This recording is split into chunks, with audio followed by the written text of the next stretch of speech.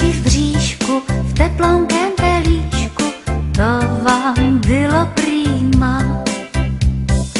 Papala jsem všecko, co má rádo děcko, mamku trápí rýma. Pepšík! Co pak bude k papání, piškot, jogurt, ryba? Hrůzu mi zas nahání, tvá dietní chyba.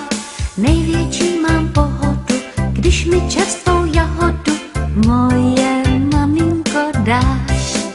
Jsem totiž jahodová, holčička jahodová, nejradši ze všeho já jahody mám. Jsem totiž jahodová, holčička jahodová, nejradši ze všeho já jahody mám. Mami, halo, halí, co se to sem balí? Knedlíky já nechci, mrr. No tohle je nářez, šlehačku už nejez, mám si nechat keci. Mamince se dělá zle a už se mnou utíká, zelí, bonbon, blé, blé, blé, kam pak to se neříká. Největší mám pohodu, když mi čerstvou jahodu moje maminko dáš.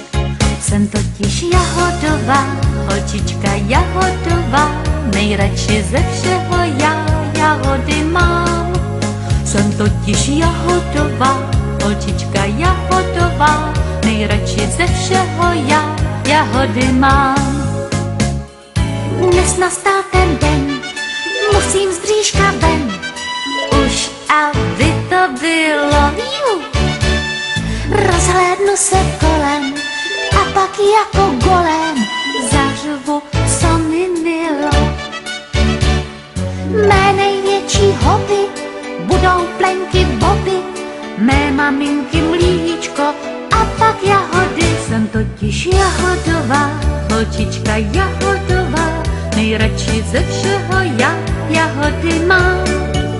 Jsem totiž jahodová, holčička jahodová, nejradši ze všeho já jahody mám.